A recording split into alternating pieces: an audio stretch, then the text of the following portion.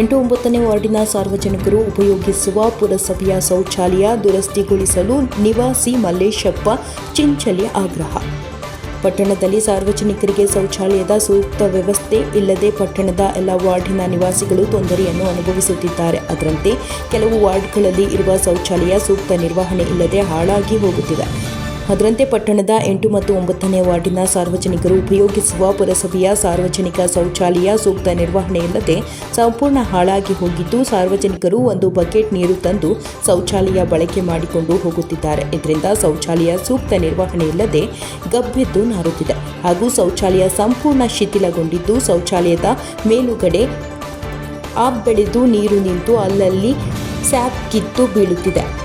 ಇದರ ಬಗ್ಗೆ ಈಗಾಗಲೇ ಪುರಸಭೆ ಅಧ್ಯಕ್ಷರಿಗೆ ಮತ್ತು ಅಧಿಕಾರಿಗಳಿಗೆ ತಿಳಿಸಿದ್ರೂ ಸಹ ಯಾವುದೇ ದುರಸ್ತಿ ಮಾಡುವ ಕ್ರಮ ಕೈಗೊಳ್ಳುತ್ತಿಲ್ಲ ಎಂದು ಸ್ಥಳೀಯ ನಿವಾಸಿ ಮಲ್ಲೇಶಪ್ಪ ಚಿಂಚಲಿ ಅವರು ಆಗ್ರಹಿಸಿದ್ದಾರೆ. ಇನ್ನಾದರೂ ಪುರಸಭೆಯ ಅಧಿಕಾರಿಗಳು ಮತ್ತು ಜನಪ್ರತಿನಿಧಿಗಳು ಸಾರ್ವಜನಿಕರು ಉಪಯೋಗಿಸುವ ಶೌಚಾಲಯವನ್ನು ದುರಸ್ತಿಗೊಳಿಸಲು ಮುಂದಾಗಬೇಕು. ವರದಿ ವೀರಣ್ಣ ಹಡಪದ, ಲಕ್ಷ್ಮೇಶ್ವರ.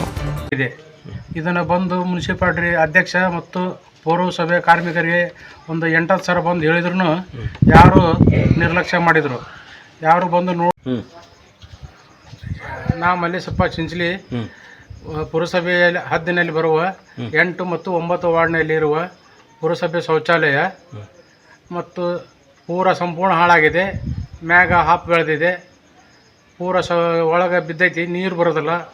ಒಂದು ಜನ ಒಂದೊಂದು ಬಕೆಟ್ ತೊಗೊಂಬಂದು ಯೂಸ್ ಮಾಡಿ ಹೋಗ್ಬಿಡ್ತಾರೆ. ಸರಿದ್ನಿಗೆ ಮೇಂಟೆನೆನ್ಸ್ ಇಲ್ಲ.